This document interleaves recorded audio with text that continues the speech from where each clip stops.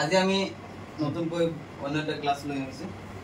আৰু আজি ক্লাছত যে আলোচনাটো হ'ল ক্লাস 10 ৰ জেনাৰেল মেথড চেপ্টাৰ 8 এক্সাৰসাইজ 8.4 ৰ क्वेश्चन नंबर 5 और 6 नंबर प्रमाण करा जे √1 plus sin a by 1 minus sin a equal to sec a plus 10 আমি এটু হয়ত আমি কিনে আমি প্রমাণ করিম আর এটু পরীক্ষার কারণে খুব ইম্পর্টেন্ট অলপ মনোযোগেৰে চাব দেন লেফট হ্যান্ড সাইড লম লেফট হ্যান্ড সাইড দিয়া আছে আমার 1 plus sin a by 1 minus sin আমি এটু যেহেতু মাইনাস আছে মাইনাস লিখিম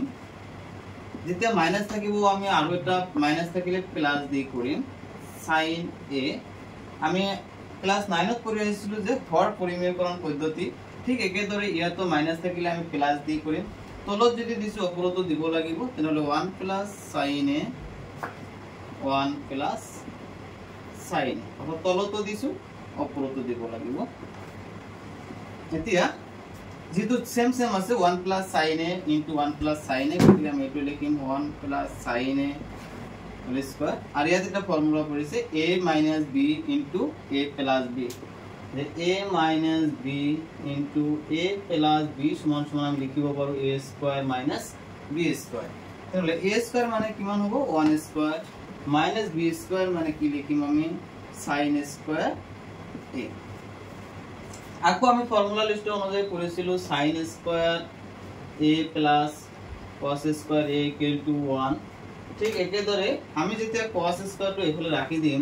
তাহলে cos square a equal to 1 minus sin square a এতিয়া কথা হল যে 1 plus sin a whole square plus by 1 minus sin square a এতিয়া 1 plus sin whole square by 1 minus sin square a 1 minus sin square a মানে আমি লিখি cos square a এক square যেহেতু স্কয়ারের উপর রুট আছে আর স্কয়ারের উপর রুট আছে তাহলে স্কয়ার রুট ক্যান্সেল গতিকে আমি লিখিম এটু 1 plus sin a by cos a এই cos কোন লগতো হরণ আছে sin এর লগতো হরণ আছে তাহলে আমি এটা এনেকৈ লিখিব পাৰো 1 by cos a plus sin a by cos a আৰু আমি ফর্মুলা পড়েছিল 1 by cos a মানে sec a sin a by cos a কিন্তু পড়েছিল আমি কি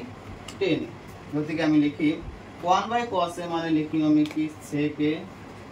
plus sin a by cos a মানে লিখিম আমি কি 10 এইটো আছিল আমাৰ প্ৰমাণ কৰিব লগা